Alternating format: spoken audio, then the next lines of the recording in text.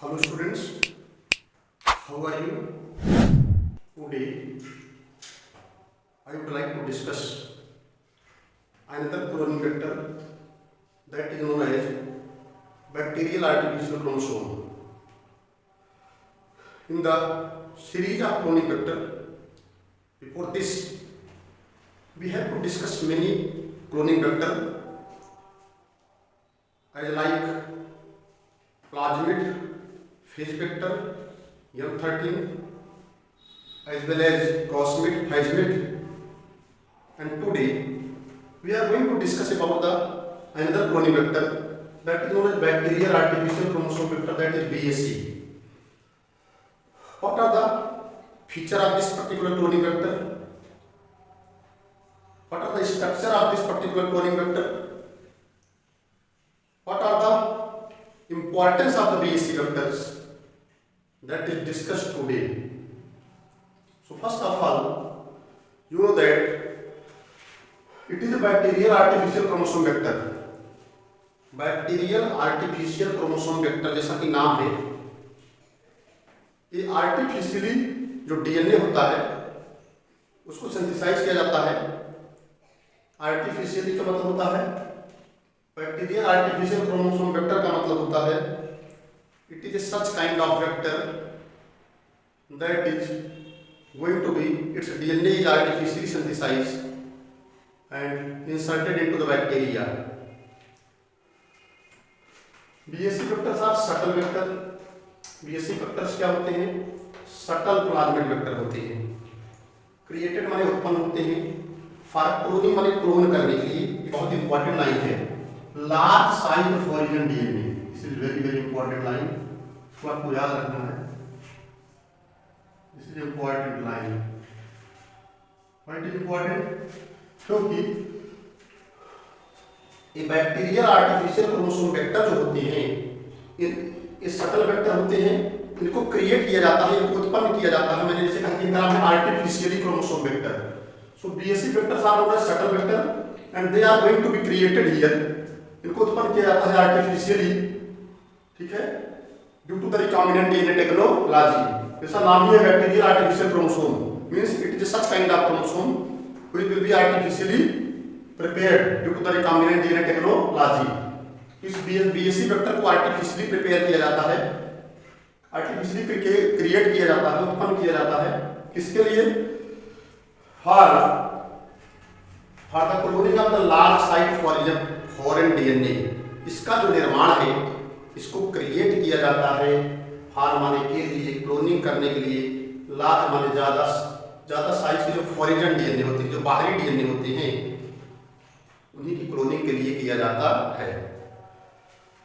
So we have to be keeping in mind that it is such kind of bacterial artificial chromosome vector that is created artificially for the cloning of the large size foreign DNA.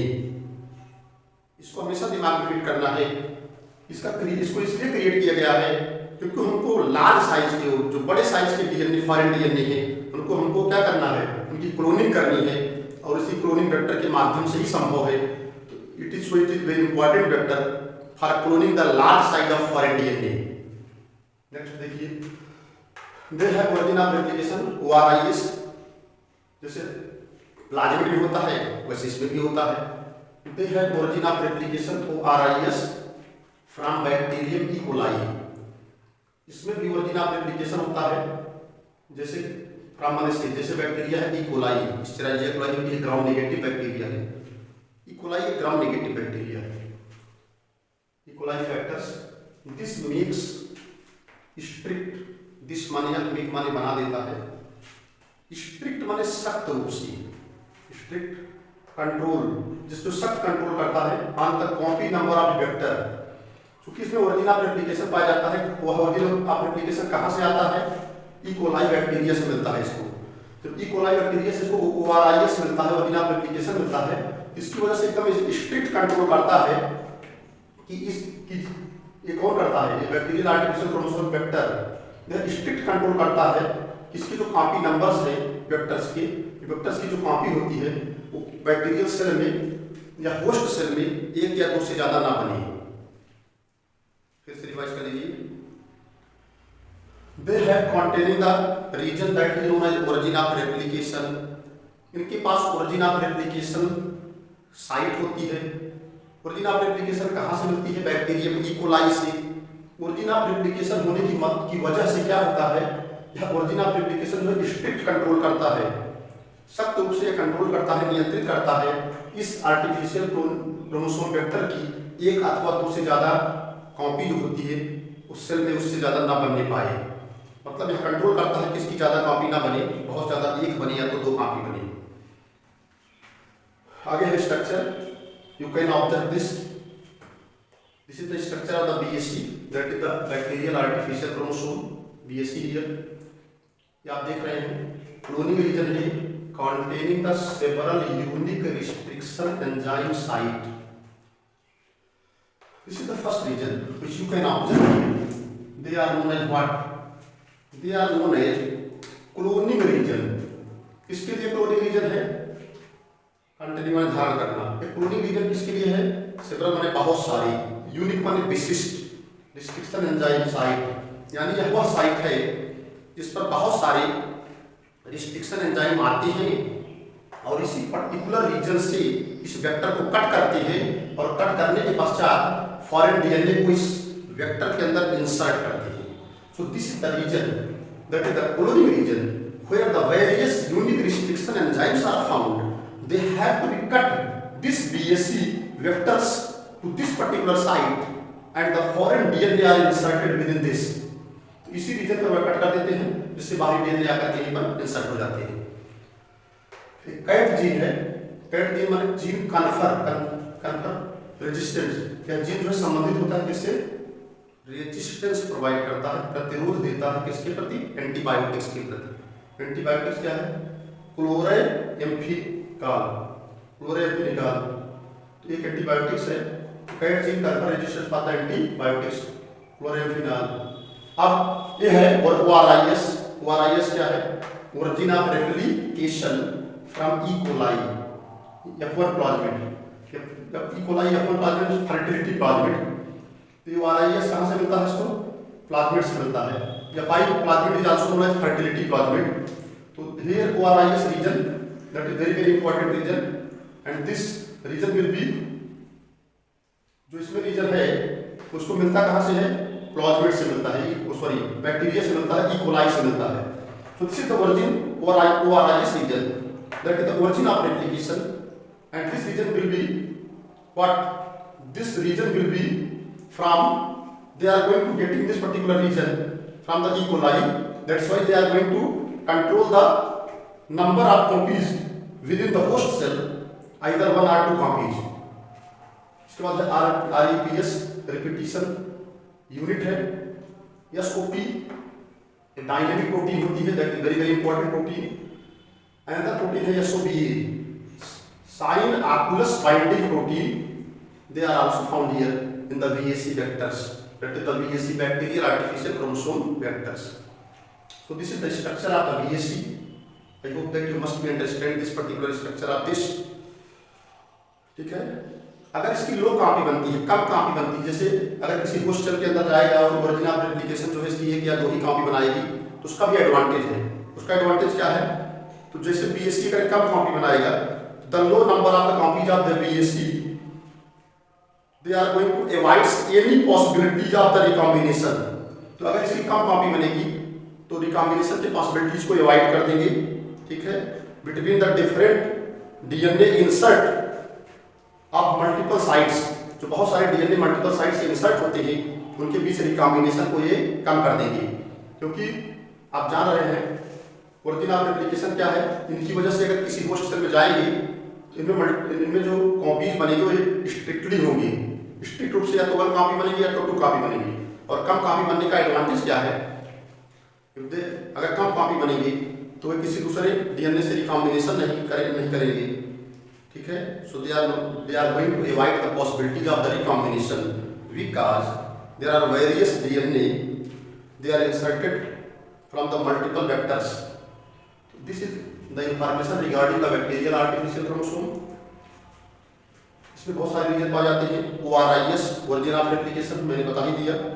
REP in code for REP का मतलब होता है protein होती है जो ORIS reason से संबंध जुड़ी होती है। बाकी मैंने सारी चीज़ें बता ही दिया आपको। इसका इम्पोर्टेंस क्या है और इसका कहाँ हम यूज करते हैं उसकी बात करते हैं। लेकिन एक पॉइंट को आप याद ही रखिएगा कि इस वेक्टर का सबसे जो मोस्ट इंपॉर्टेंट यूज है for cloning the large site foreign DNA। इसके आगे इसकी इंपॉर्टेंस की चर्चा करेंगे। The next now we move forward. अब आगे हम देखते हैं फर्स्ट BSc वेक्टर्स जो है उसका नाम है PBAC108L। अदर BSc वेक्टर्स क्या है? P below BAC11, PBACE3C। ये सारे क्या है? All of known as bacterial artificial chromosome vector. First BSc vector क्या है? PBAC108L। अदर का नाम हमने बताया है। अब हम बात करते हैं importance of BSc vector. Now we are going to study here what is the importance of BSc vector, what are the usages of BSc vector. जब हम BSc वेक्टर को स्टडी कर रहे हैं तो BSc वेक्टर का इंपॉर्टेंस क्या है? The importance of BSc vectors are given below. We are going to explain here the point-wise importance of BSc here. So, first of all, BSc vectors can clone. BSc vector जो होते हैं can clone DNA insert of up to 300 kb। इसका मतलब है कि BSc vector can माने सकना, clone माने क्लोनिंग करना, किसकी? DNA की, इंसर्ट माने प्रविष्ट करना। तो BSc वेक्टर जो होते हैं वह अपने अंदर 300 किलो बेस पेयर DNA को 300 किलो बेस पेयर DNA को अपने अंदर इंसर्ट कर सकते हैं। जैसे मैंने पहले ही बताया कि BSc vectors they are very important for cloning the large size of foreign DNA. So here from point number 1 it is very clear that the BSc vector can clone DNA insert up to 300 kb। इससे clear हो गया कि BSc vector जो होते हैं वो 300 kilo base pair तक के DNA को अपने अंदर इंसर्ट कर लेते हैं। दे आर स्टेबल, वे स्थिर होते हैं एंड मोर यूजर फ्रेंडली, स्थिर होते हैं और बड़ी फ्रेंडली का मतलब होता है मित्रता पूर्वक, यानी यहाँ पर कहने का तात्पर्य कि बड़ी आसानी से प्रयोग में लाए जा सकते हैं। तो दे आर स्टेबल माने वह स्थिर होते हैं और बड़ी आसानी से प्रयोग में लाए जा सकते हैं। तीसरी बात है दे do not suffer from काइमेरिज्म। They do not सफर माने वो सामना नहीं करते हैं किसका? काइमेरिज्म का। काइमेरिक DNA बनते हैं जब बड़े DNA को मिला करके हम इंसर्ट करते हैं, फिर ज्वाइन करते हैं तो हर DNA को लाते हैं किसी वेक्टर में इंसर्ट करते हैं, तो इस तरह से काइमेरिक DNA बनता है। तो जो किसी भी काइमेरिज्म से प्रभावित नहीं होते हैं। क्यों? क्योंकि जो भी वेरिएशन होगा क्लोन DNA में, because by variation in clone DNA by recombination, तो मिला करके they do not suffer from chimerism. ये काइमेरिज्म से प्रभावित नहीं होगी। ऐसा क्यों है? क्योंकि वेरिएशन जो होता है क्लोन किए गए DNA में वो किसके द्वारा होता है? रिकॉम्बिनेशन के द्वारा होता है। ठीक है, तो इस बात को याद रखिएगा, दे डू नॉट सफर फ्रॉम काइमेरिज्म। किसी भी काइमेरिज्म से ये ग्रसित नहीं होते हैं, सफर नहीं होते हैं। ऐसा क्यों है? क्योंकि जो भी वेरिएशन होता है क्लोनिंग DNA में और रिकॉम्बिनेशन के द्वारा होता है। नेक्स्ट है the low copy number of vectors. ये बहुत इंपॉर्टेंट है। आपने पता है कि वेक्टर्स की कॉपीज क्या होती हैं? वो कम होती हैं। तो जो लो नंबर ऑफ कॉपी होती है वेक्टर्स की होस्ट सेल के अंदर, उस पोषक कोशिका के अंदर मेंटेन करती है DNA को insert in their original form. मैंने कहा ये कि BSc वेक्टर जो होते हैं किसी भी होस्ट सेल में जाते हैं, या तो एक कॉपी बनाते हैं या तो 2 कॉपी बनाते हैं। इनकी लो कॉपी नंबर जो होती है वेक्टर्स के अंदर, और इनका जो लो कॉपी नंबर है वेक्टर्स का होस्ट सेल के अंदर, तो DNA को मेंटेन किए रखती है अपने ओरिजिनल फॉर्म में। फिर लास्ट में BSc वेक्टर्स आर एक्सटेंसिवली माने बृहद रूप से यूज माने प्रयोग किए जाते हैं। इन द BSc वेक्टर्स जो होते हैं आर एक्सटेंसिवली माने बृहद रूप से ज़्यादा यूज माने प्रयोग किए जाते हैं इन द एनालिसिस माने विश्लेषण करने में। अब द जीनोमिक्स, जीनोमिक्स क्या है? Study of gene structure, evolution as well as the study of the various information regarding the gene is known as genomics. तो इस तरह से इम्पोर्टेंस ऑफ बीएससी वेक्टर है। I hope that you must be understand about the importance of BSC vectors। BSC vector का importance क्या है? क्योंकि ये क्लोन कर सकते हैं बड़े डीएनए को, बड़े डीएनए यानी फॉर्मेट डीएनए को 300 किलो बेस पेयर तक स्टेबल होते हैं और आसानी से यूज में आ जाते हैं। तीसरा है कि काइनेटिज्म से प्रभावित नहीं होते हैं, क्योंकि जो क्लोन डीएनए होते हैं वो रिकॉम्बिनेशन के द्वारा बनते हैं, क्योंकि जो वाइब्रेशन होता है क्लोन डीएनए में रिकॉम्बिनेशन के द्वारा होता है। इनकी जो लो कॉपी बनती है होस्ट सेल के अंदर, मेंटेन करती है डीएनए का ओरिजिनल फॉर्म। लास्ट में एक्सटेंसिवली यूज किए जाते हैं एनालिसिस ऑफ जीनोमिक्स। तो this is all about the importance of BSc vectors. I hope that you must be understand here. आप सबको बात समझ में आ गई होगी। आपको बात समझ में आती है तो लाइक करिएगा, चैनल को सब्सक्राइब करिएगा, कमेंट्स लिखिएगा, शेयर करिएगा। तो thanks to all of you watching this video. Thanks.